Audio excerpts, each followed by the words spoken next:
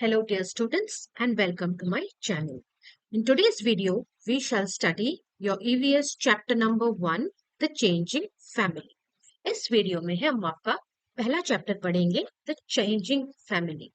इसके की पॉइंट्स है जो हम पढ़ेंगे वो है फैमिली के बारे में, फैमिली ट्री के बारे में, shifting from one place to another, impacts of migration क्या है, बट उससे पहले हम जानेंगे माइग्रेशन क्या है एंड चेंजिंग फैमिली स्ट्रक्चर। सो पहले स्टार्ट करते हैं फैमिली क्या है। A family is a group of people tracing their origin from a common ancestor. अब आप सबके परिवार में, फैमिली में बहुत सारे सदस्य हैं, ठीक है। अब इन सब सदस्यों को मिलके बनता है आपका फैमिली एंड हम उनका ओरिजिन या कहाँ से वो आए हैं आपके पूर्वजों से जान सकते हैं, ठीक है। The family tells us who we are, हमारा परिवार हमें बताता है हम कौन है, वेयर वी आर फ्रॉम, हम कहाँ से हैं, and who all are related to us, और हमारे रिश्तेदार कौन कौन है। It is a source of great love and happiness, हमें हमें हमारे परिवार से ढेर सारा प्यार और खुशी मिलता है। Our life would be very boring and tough indeed if we had no families. अगर हमारा परिवार हमारे साथ नहीं होता तो हमारा जीवन बहुत ही नीरस और कठिन होता। Our family provides the support needed for survival in the world. आजकल के दुनिया में हमें चट डट के सामना करने के लिए फैमिली का सपोर्ट चाहिए होता है, क्योंकि it gives us comfort and security too. परिवार से हमें कंफर्ट एंड सिक्योरिटी मिलता है, एक ताकत मिलती है। अब पढ़ेंगे फैमिली ट्री क्या है। A family tree is a diagram that shows the relationship among all the members of a family. अब देखिए बच्चों, आपका मेन जो आपके परिवार के सदस्य है, आप, आपके भाई बहन और आपके माता पिता। अब ये हो गया आपका कोर परिवार, जो आपका आप जिसके साथ रहते हैं।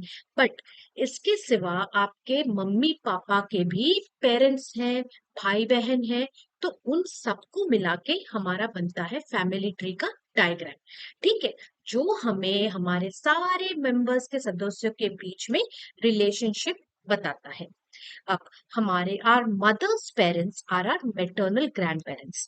मदर्स मतलब माँ के जो माँ बाप है उन्हें हम मेटर्नल ग्रैंड पेरेंट्स मानते हैं, and our father's parents are our paternal grand parents. Mother's parents कौन है? Maternal grand parents. Father's parents कौन है? Paternal grand parents. Now knowing the names of our parents, हमारे माता पिता का नाम जानते हुए और उनके माता पिता के नाम जानते हुए और उनके एंसेस्टर्स या फिर पूर्वजों का नाम जानते हुए और उनको ये सारे नाम जोड़ के एक पेड़ के फॉर्म में लिखना is called a family tree. ये डायग्राम जो नीचे दिया गया है इससे आप अच्छे से समझ सकते हैं। अब हम डायग्राम में नीचे से ऊपर समझेंगे। एक फैमिली में एक सन एंड ए डॉटर है। There are a son and a daughter in the family. Now son and daughter belong to father and mother. Now, mother will again have a father and mother who are your son and daughter's maternal grandmother and grandfather.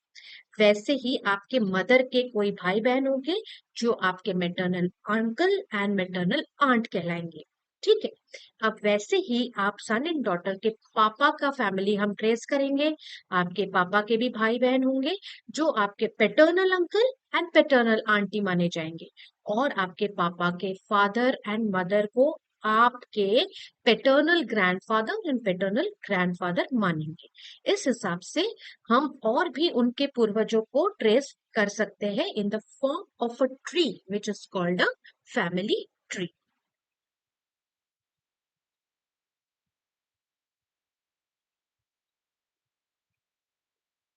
Next we will study families then and now. पहले जमाने में families कैसे हुआ करते थे और आजकल के जमाने में फैमिलीज कैसे है। Earlier, people used to live at one place or in one home for many generations. For many generations, people never used to move out. सारे एक ही घर में रहते थे, एक ही जगह में रहते थे। They used to share household work, सारा घर का काम सब शेयर करके करते थे, मिलजुल के करते थे, and they used to take care of the needs of the family. परिवार के किस सदस्य को क्या चाहिए, सारे नीड्स मिलजुल कर बांटते थे। हैप्पीनेस, खुशी एंड सॉरो, दुख में सब साथ में रहते थे। But time has changed now. Family members now move to new places for different reasons. They move for better education, higher studies, good work opportunities, marriage, natural calamities, or any other reason. This movement from one's native place to another place is termed as migration. तो आइए समझते हैं कि लोग पहले जमाने में तो एक जगह में रह के अपना सुख दुख बांट के रहते थे, एक जगह से दूसरे जगह नहीं मूव करते थे, लेकिन आजकल क्यों मूव हो रहे हैं?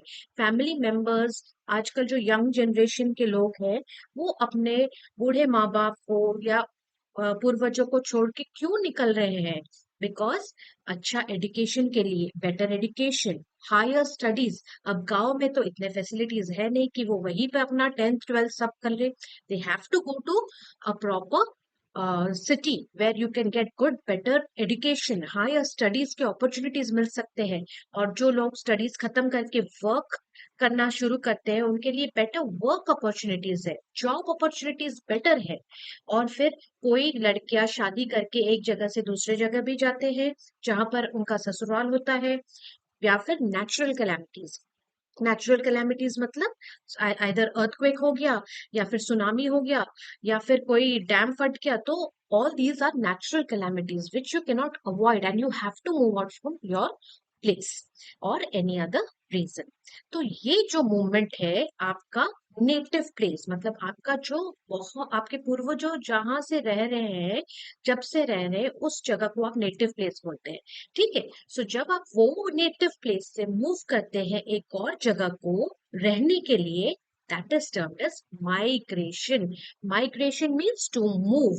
Now let us learn about migration of people and its different reasons. उससे पहले ये राइट में ये डायग्राम देखिए, आजकल के फैमिली में और पहले के फैमिली में। अब आजकल के फैमिली में आप सबको पता है सिर्फ मम्मी पापा और बच्चे रह रहे हैं, बट पहले कौन कौन रहते थे? बहुत सारे सदस्य रहते थे, जैसे नाना नानी, दादा दादी, बहुत लोग रहते थे घर में, चाचा चाची, ताई ताऊ, ऐसे सब लोग मिलजुल कर रहते थे पहले जमाने में। But now days it is a nuclear family, मतलब सिर्फ मम्मी पापा और बच्चे। माइग्रेशन ऑफ पीपल के बारे में पढ़ते हैं। Sometimes people move from one place to another to settle there, रहने के लिए। They move from one place to another. This is called migration. And the people who migrate are called migrants. जो people move करते हैं या migrate करते हैं, उन्हें हम क्या बोलते हैं? Migrants. When people leave their own country to settle permanently to another country, it is called emigration, and such people are termed as emigrants. अब spelling पे ध्यान देंगे। जो लोग अपना देश छोड़ के परमानेंटली किसी और देश में, जैसे यूएस में या ऑस्ट्रेलिया में या सिंगापुर में परमानेंटली जाके सेटल हो जाते हैं, उन लोगों को हम बोलते हैं emigrants. And this process of leaving your country to go and settle permanently in another country is called emigration. EMI, ध्यान देंगे। Next, when people enter another country for living, it is called immigration, and such people are termed as immigrants. ठीक है। जब लोग अपना country छोड़ के permanently एक और कंट्री में जाके रहते हैं, तब उनको हम बोलते हैं एमिग्रेंट्स।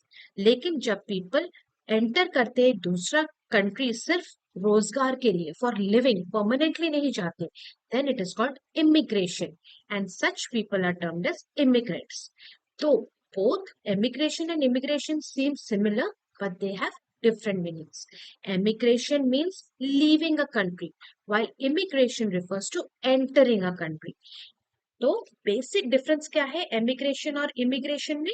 एमिग्रेशन मतलब आप परमानेंटली अपना देश छोड़ के दूसरे कंट्री में सेटल होने जा रहे हो, लेकिन इमिग्रेशन मतलब आप अपना कंट्री छोड़ के एक और कंट्री में एंट्री कर रहे हैं रोजगार के लिए, to earn a living. So there are chances of you coming back also.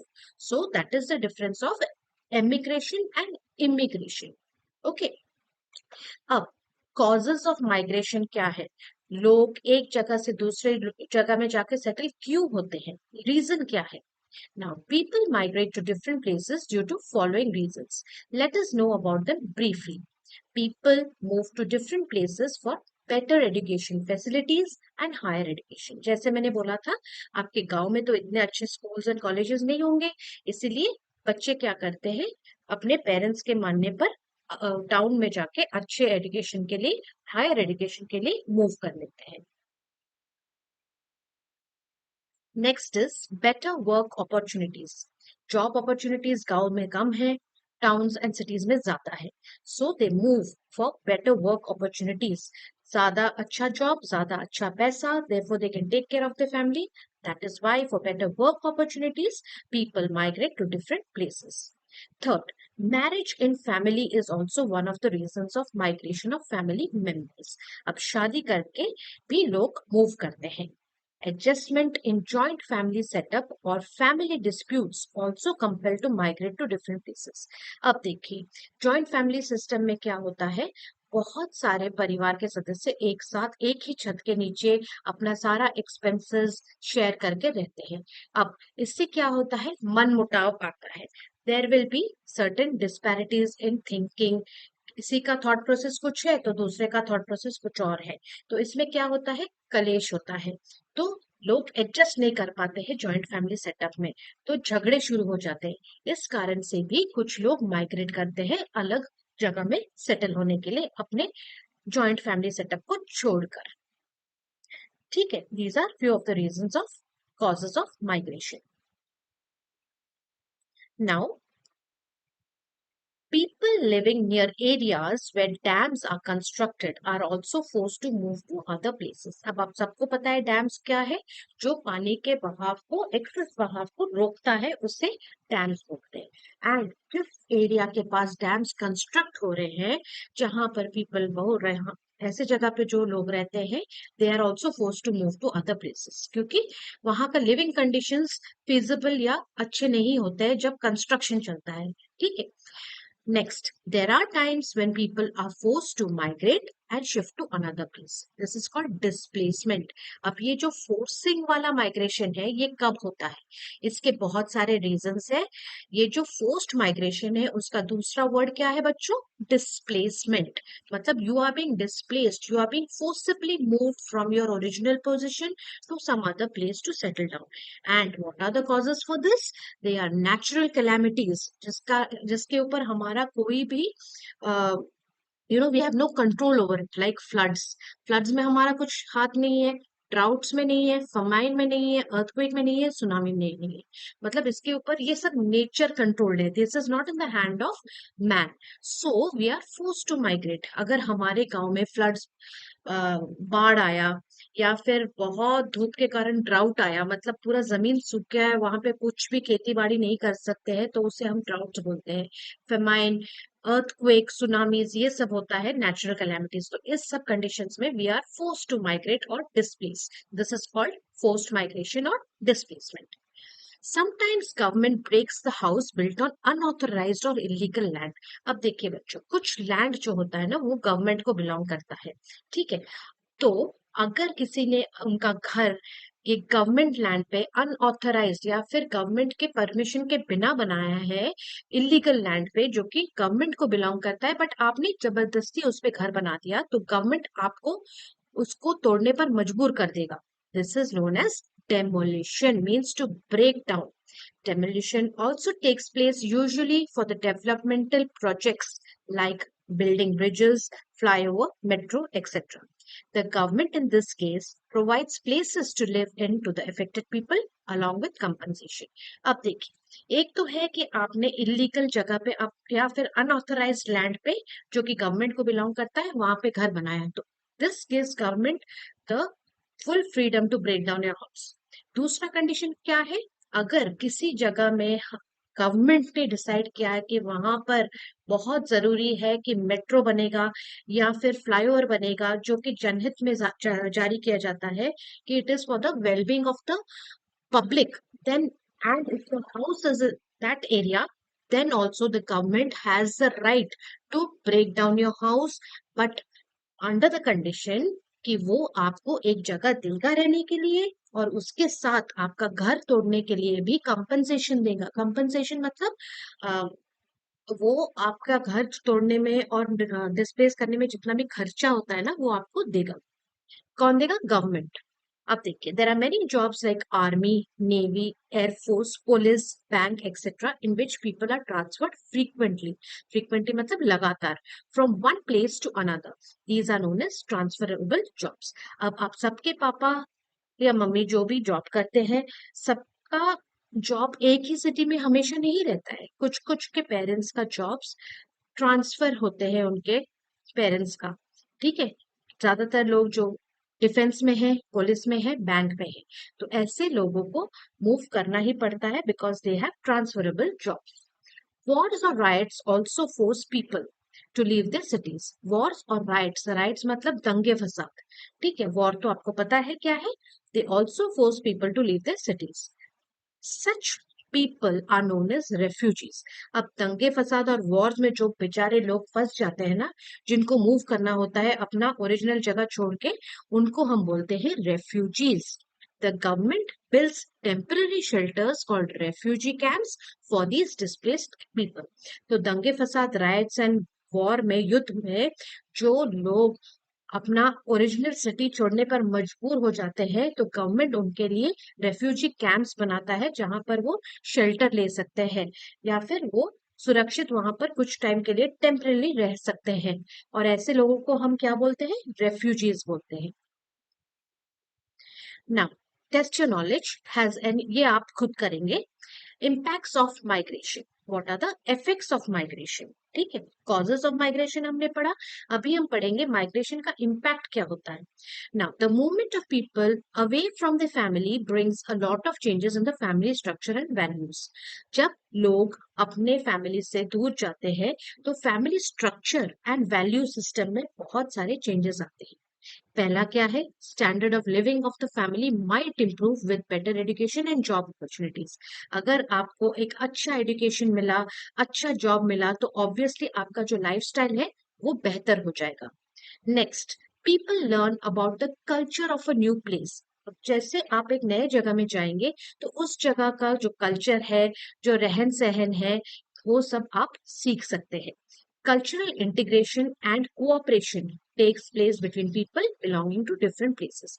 अब ज्यादातर बच्चे, आप सब ट्रांसफरेबल जॉब्स के पेरेंट्स के बच्चे हैं, तो आप हर 2-3 साल में तो मूव करते ही होंगे। So you must be knowing what cultural differences are there in one state from the other, and आप उसको एब्जॉर्ब करके सीखते भी हैं। अगर आप हमेशा के लिए एक ही जगह पे रह जाएंगे तो उसी जगह के बन के रह जाएंगे और आप जान नहीं पाएंगे कि दूसरे स्टेट के लोग कैसे रह रहे हैं, उनमें क्या कल्चरल डाइवर्सिटी है, वो लोग कैसे मिलजुल के रहते हैं। ये सब आप सीखेंगे जब आप मूव करेंगे। Now, migration affects family lives. Children have problems in adjusting to a new environment. The elderly members of the family are left alone when the younger generation migrates. तो हमारे जो बूढ़े लोग होते हैं फैमिली में, जब हम मूव करते हैं तो वो अकेले रह जाते हैं। और बच्चों को भी बहुत मुश्किल होता है हर 2-3 साल में एडजस्ट होने के लिए, लेकिन इसके पॉजिटिव इम्पैक्ट्स भी है। क्यों? क्या है कि हम एक नए जगह देखते हैं, नए जगह के कल्चर के बारे में जानते हैं, उनके साथ कैसे मिलजुल के रहना है वो सीखते हैं। नेक्स्ट, टेस्ट योर नॉलेज भी आप खुद करेंगे बच्चों। Now, what are the effects of changing family structure?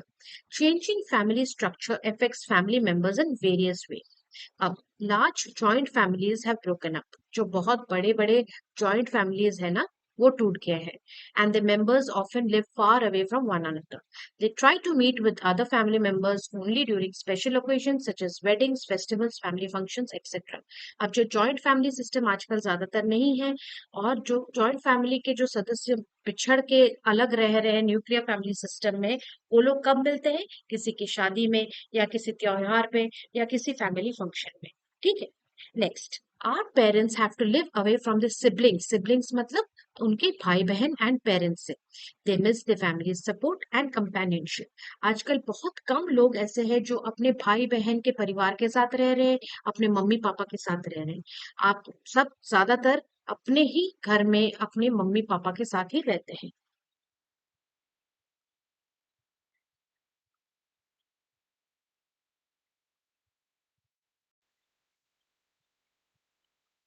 Now, our parents have to live away from their siblings and parents. They miss their family's support and companionship. Young people have to grow up without the love and support of grandparents and other relatives. अब बच्चों आप खुद से पूछिए, आप जब summer vacation या winter vacation में घर जाते हैं, नाना नानी के घर, दादा दादी के घर, तो जो लव एंड सपोर्ट उनसे मिलता है, बाकी रिश्तेदारों से मिलता है, क्या आप उसे मिस नहीं करते हैं? मिस करते हैं ना? तो यही एक डिफरेंस आ जाता है कि जो एक वातावरण होता है जॉइंट फैमिली में, वो आजकल नहीं रहा। ठीक है, क्योंकि हम सब एक न्यूक्लियर फैमिली सिस्टम में बंध गए।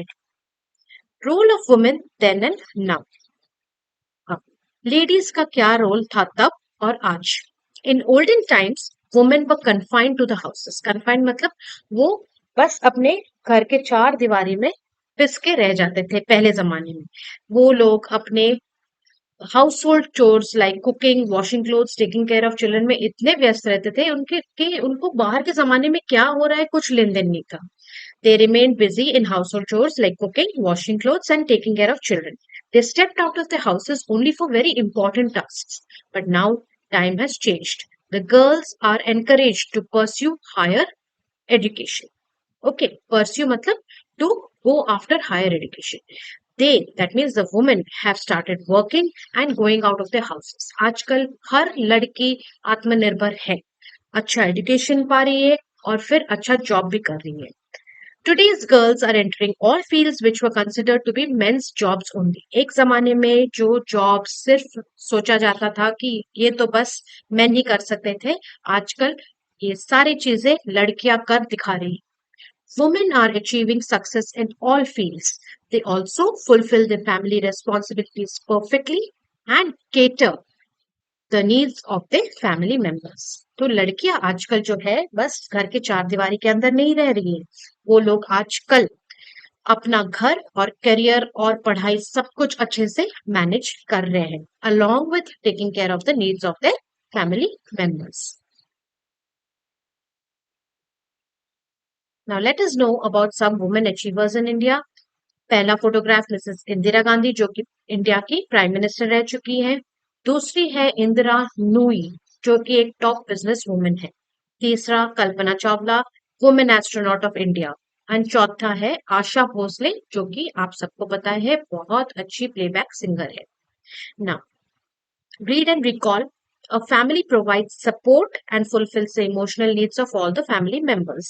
There are many reasons because of which people move from one place to another. Natural and man-made calamities, demolitions compel people to migrate. Migration has both a positive and negative impact. Nowadays, women are doing all types of challenging jobs. अब आगे हम exercises करेंगे. Tick the correct options. When a family is forced to move from its village due to flooding, it is called displacement या फिर forced migration. The change in family structure due to migration can cause both happiness and sorrow. दुख भी और खुशी भी। दुख क्यों? क्योंकि हम अपनों को छोड़ के जा रहे हैं, और सुख क्यों? क्योंकि better work opportunities and higher education के लिए जा रहे हैं। People who leave their homes during a war to seek shelter in another country are called refugees. During a war, they are leaving their homes. ठीक है, इसीलिए उनको बोलते हैं refugees. और जो shelter camps में वो रहते हैं, उनको क्या बोलते हैं? Refugee camps. Earlier, women were confined to their homes. Which of the following is an example of man-made calamity? Man-made calamity is war. क्योंकि फ्लड एंड अर्थक्वेक जो है वो नेचुरल डिजास्टर्स है। वॉर जो है हम इंसान ही उसको करते हैं। Fill in the blanks with correct answers. Jobs in which people move frequently from one place to another are called transferable jobs. People who settle permanently in other countries are called emigrants. When the country breaks the house built on unauthorized or illegal land, it is called demolition. Famine and drought are examples of natural calamities. A family represents a group of people tracing their origin from their ancestors. Third वाला देखेंगे, differentiate between the following: migration and displacement, women of old times and women of modern times. अब बच्चों ये answers मैंने आपको समझा दिया है. I have written down the answers here. If you have any doubts, आप इसको refer कीजिए, ठीक है? माइग्रेशन क्या है, डिस्प्लेसमेंट क्या है, इन दोनों के बीच का डिफरेंस मैंने समझा दिया है। Women of olden times, women of modern times के बीच का भी डिफरेंस मैंने आपको समझाया है। Answers are written full. Now, fourth, give reasons for the following also. All these things have been explained in detail in the explanation. I will not explain it again. आप answers देख लीजिए। अगर आपको chapter समझ में आ गया तो आप अपने वर्ड्स में भी लिख सकते हैं आंसर्स। अब 5, answer the following questions also. You can do it. All the answers I've written for you students. So please don't worry.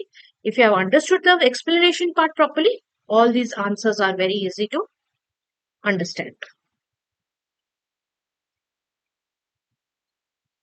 Thoughts का भी आंसर मैंने लिख दिया है। अब experimental learning also has been done for you. पहला है बचेंद्री पाल, उनके बारे में कुछ लिखा है। दूसरा है फोगाट सिस्टर्स, उनके बारे में भी मैंने कुछ लिखा है। और लता मंगेशकर जी को तो आप सब जानते ही हैं, उनके बारे में भी लिखा है। तो लास्ट में वैल्यूज जो है वो है building blocks of life. All family members must share the work. You have to think about the happiness and comfort of all the family members. A happy family means a family that works together and cares about each other. So, with this, we come to the end of your chapter number 1, the changing family. इसमें हमने family के बारे में पढ़ा, migration के बारे में पढ़ा, माइग्रेशन के कॉजेस क्या है, इम्पैक्ट क्या है, and how the women of today are different from the women of the previous times. And we did the question answers and exercises also. अगर आपको कुछ डाउट है कमेंट सेक्शन में पूछिए, I will try to solve it. If you like my channel students, please like, share and subscribe जरूर कीजिए and keep the notification button on so that when I post the next chapter, you are notified. Thank you. Kindly subscribe.